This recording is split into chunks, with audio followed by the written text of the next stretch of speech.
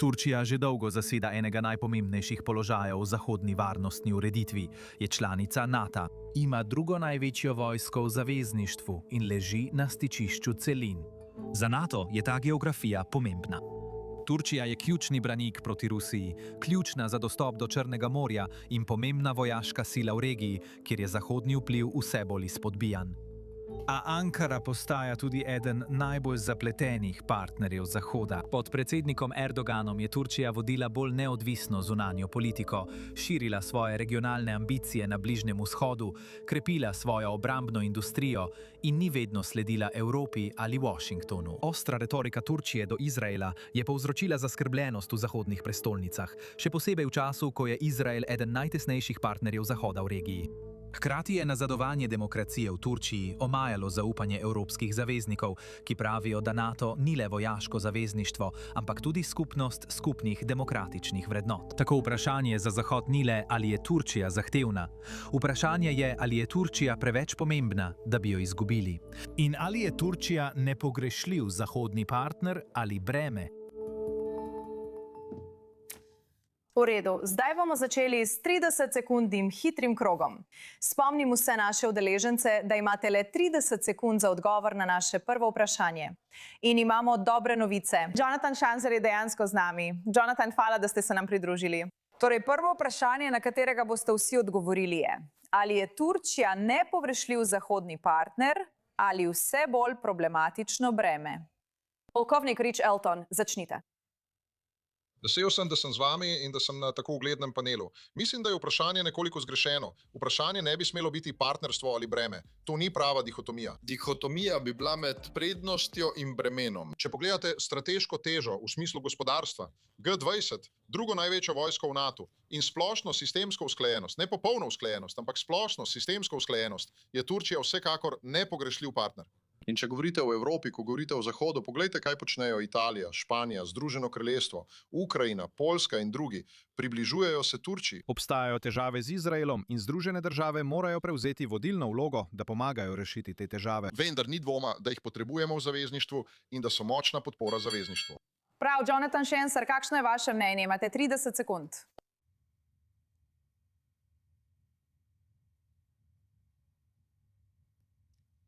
Jonathan, ne slišimo vas, zdaj vas slišimo.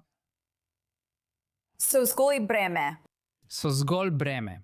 Od podpore Islamski državi do podpore Hamasu, do pranja denarja za Islamsko republiko Iran, do tihotapljenja borcev v Islamsko državo. V Siriji in Iraku kršitve človekovih pravic doma. Hudiča, izključili smo jih iz programa F-35, ker so pridobili ruske protizračne sisteme. To je lisica v kokošnjaku. Katastrofa je obdržati tako državo v NATO. V redu. Na zadnje, a nič manj pomembno, dr. Kaj Eitan Cohen je najročak. Kakšno je vaše mnenje? Imate 30 sekund. Glede na izzive, ki prihajajo iz Rusije, menim, da zveza NATO nima druge izbire, kot da ostane zvesta članstvu Turčije. In strinjam se z obema raziskovalcema glede problematične narave tega partnerstva. Vendar pa realpolitika ne pušča nobenega manevrskega prostora za NATO glede Turčije. V redu. Zdaj bomo imeli čas, da tukaj podrobneje razložimo svoje odgovore. Vsak od naših panelistov lahko govori dlje, vendar poskrbite, da bodo do besede prišli tudi ostali panelisti. Zdaj bi rada prešla na naslednje vprašanje in sicer, ali ima kolektivni Zahod še kakšne druge možnosti ali pa so obtičali s Turčijo? Ko gre za vprašanja, kot so na primer dobava orožja ali pa zgolj človeški potencial, ki ga Ankara prinaša v NATO s tako veliko vojsko. Reč?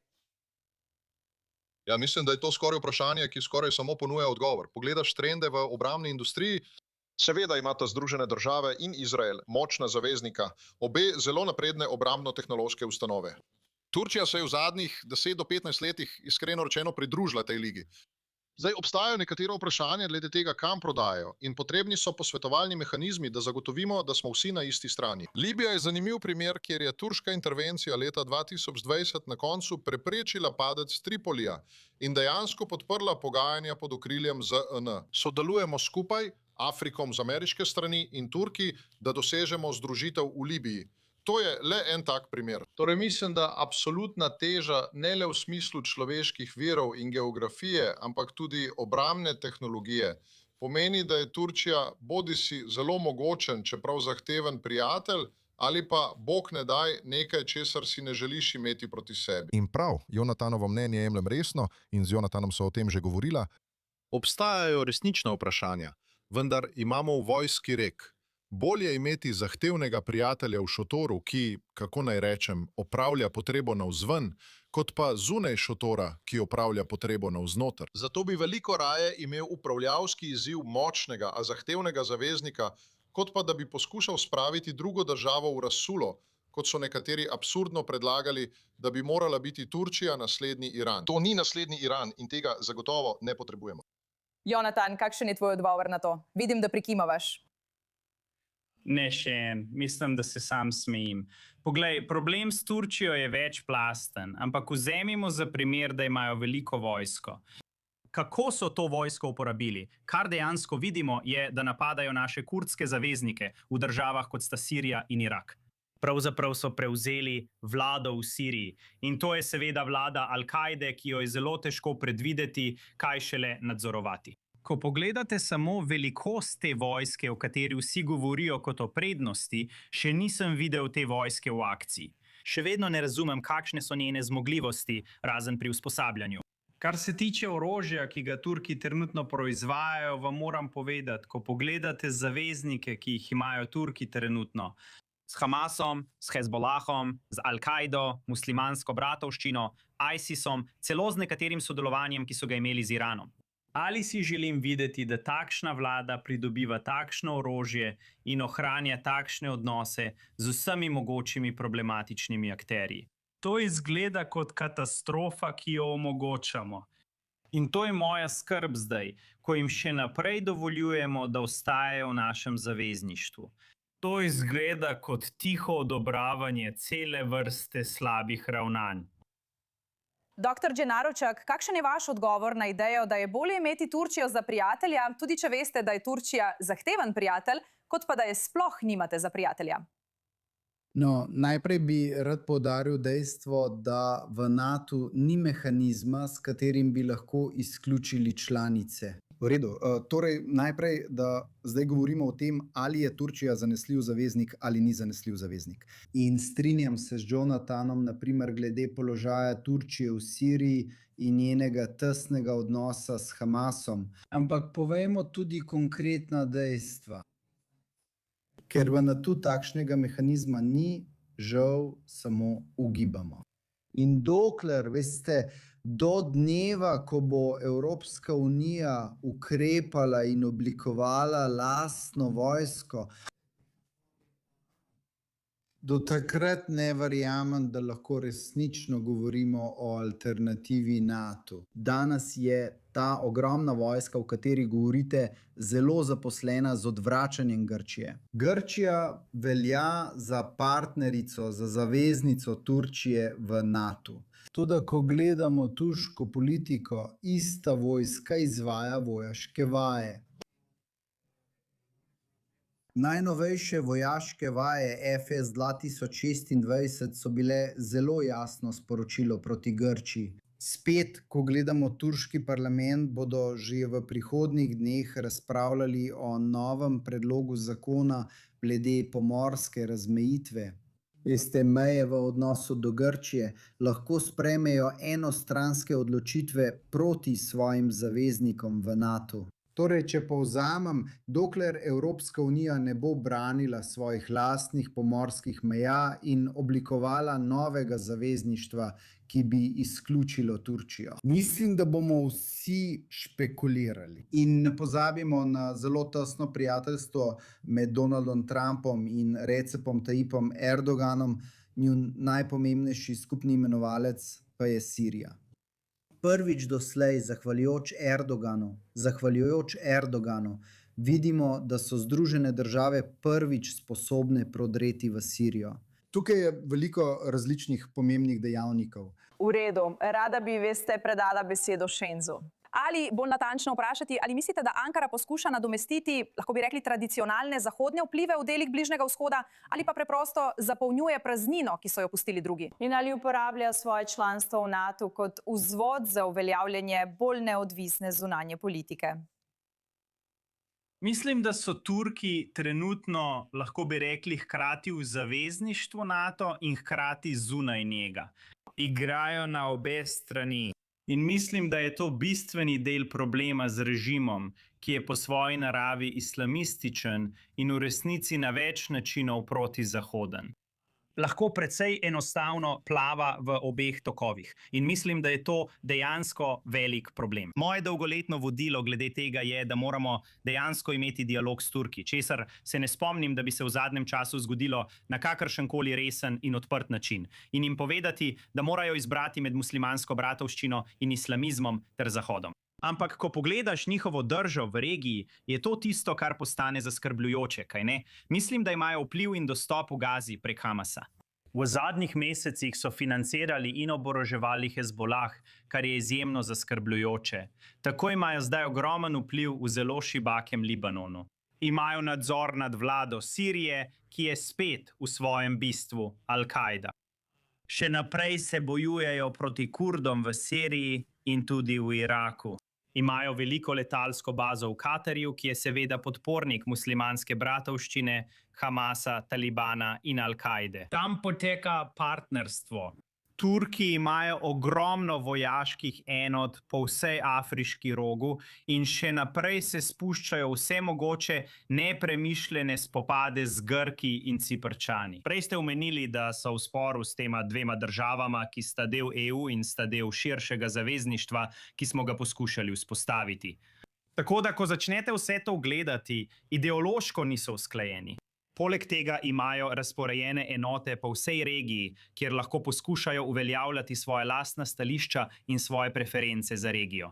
Mislim, da gremo proti krizi in pomanjkanju pozornosti. Pohvalim vas, da ste vodili to omizje, ker temu vse večjemu problemu ni bilo namenjene dovolj pozornosti. Mislim, da nas Turki čaka neprijetno presenečenje. Polkovnik v rezervi, Rich Alton, kakšen je vaš odziv na vse, kar je pravkar povedal Jonathan Schanzer? Ja, no, Jonathan ima prav, gremo proti krizi, ampak mislim, da je kriza v Jonathanu in dejstvih. Ker ko Jonathan govori o tem, da se Turčija bori proti Kurdom v Iraku, je to smešno. Turki imajo izjemen odnos z Barzaniji in z regijo Kurdistan v Iraku. To pa traja že vsaj 10 let.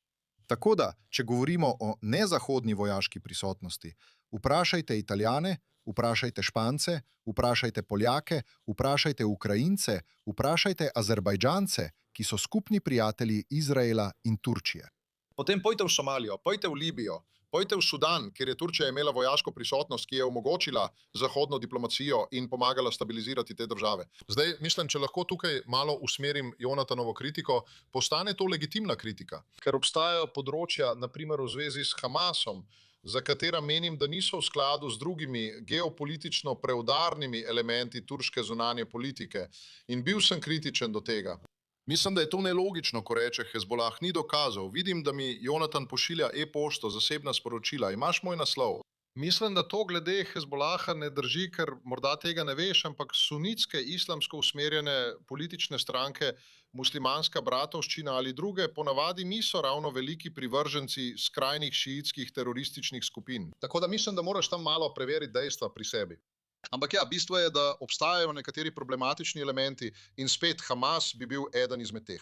Če pa pogledate širše na diplomacijo, ki se dogaja glede Irana, Ukrajine, reševanja regionalnih vprašanj stabilnosti, so Turki precej bolj usklajeni kot neusklajeni, zagotovo z administracijo Trumpa v Združenih državah. Če bi bil v Izraelu, če bi bil v Jeruzalemu in bi ocenjeval situacijo, bi bilo videti nekoliko drugače, ker v Siriji obstajajo nekateri konkurenčni interesi med Izraelom in Turčijo, kar zahteva posebno pozornost. Ampak mislim, da ste popolnoma usklajeni glede Azerbajdžana. Tako Izrael kot Turčija sta bila velika podpornika in zaveznika Azerbajdžana. Torej, Jonathan nekoliko pretirava, ko gre za stopnjo usklajenosti in neusklajenosti. No, Jonathan, dejansko sem videla ne samo Jonathana, ki je odkrito odkimaval v znak nestrinjanja, ampak tudi doktorja Janejročaka. Veš, Jonathan, rada bi ti dala priložnost, da odgovoriš na te obtožbe, preden se obrnemo na doktorja.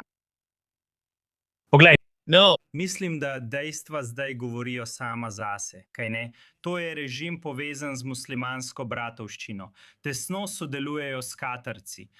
Mislim, da trenutno iščejo način, kako zapolniti vakuum, ki ga pušča Islamska republika. In veste, preden začnemo govoriti o tem, kako sunitski islamisti ne sodelujejo s šiitskimi islamisti, poglejte 20 milijard dolarjev, ki so jih Turki oprali v imenu Islamske republike na vrhuncu jedrskega spora med letoma 2012 in 2015.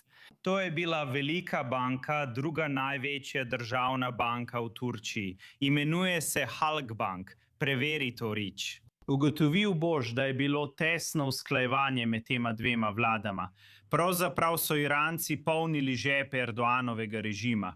Še nisem končal z govorjenjem, prav? In zdaj, ko začneš gledati, kako so se razporedili po regiji, to ni v skladu s svetovnim redom pod vodstvom ZDA. In če želiš govoriti o tem, da je Azerbajdžan svetla točka, kar izvoli. To je država, ki trenutno ni posebej pomembna, ko gledamo na Levant in na splošne skrbi, ki jih imamo v zvezi s to vojno na 7 frontah. Turki pozivajo k oblikovanju panislamske vojske za boj proti Izraelu in nekaterim njegovim zaveznikom v zalivu. To ni dobra vlada, s katero bi sodelovali. Ko že govorimo o Izraelu, bi se zdaj rada obrnila na doktorja. Veste, bolj natančno bomo preverili, kako retorika proti Izraelu vpliva na vse to. Očitno je Izrael že dolgo ključni steber, ključni zaveznik Zahoda kot celote. In vsem nam je zelo, zelo jasno, da Turčija ni naklonjena Izraelu.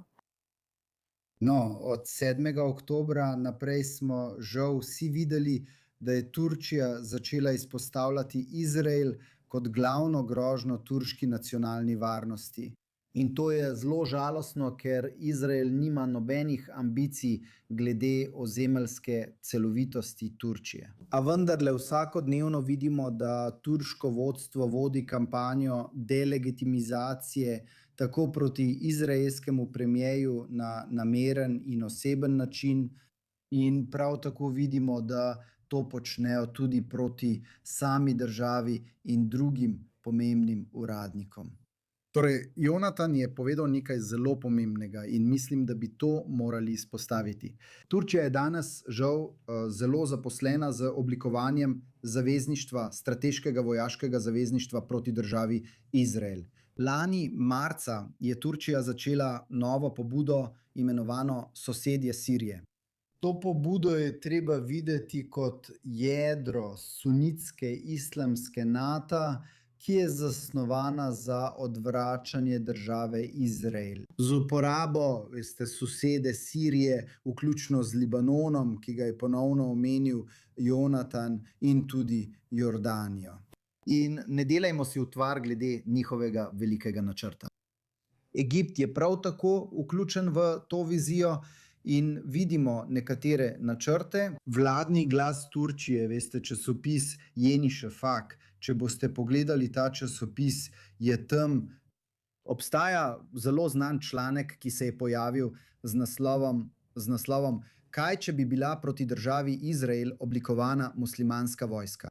Prosim, poiščite to na Googlu. In žal po 7. oktobru v Izraelu zelo resno jemljemo grožnje drugih držav. Mislim, da je to eden najpomembnejših stranskih učinkov 7. oktobra. Rič, sunitski islamski NATO. Kaj meniš o tem? No, glej, preživel sem 4 leta v Izraelu, vključno z nekaterimi precej občutljivimi programi za zaščito izraelske varnosti na regionalni ravni in ameriških interesov v regiji. Stabilnost regije jemljem zelo resno. In Združene države, seveda, je prednostna naloga obeh strank, da zagotovimo varnost Izraela. Vendar je tudi interes obeh strank, da imamo stabilen zavezniški sistem, ki deluje po vsej regiji. In to pomeni Turčijo, to pomeni zaliv, to pomeni Izrael. In nikomur ni v interesu, da je prišlo do te točke. Ampak moram poudariti, da je bilo po 7. oktobru obdobje, ki je bilo nekoliko drugačno. Bilo je prekratko. Ampak bilo je obdobje, ko je bil turški ton glede tega drugačen. Turki imajo posebno občutljivost glede Gaze in dojemanja trpljenja civilistov v Gazi.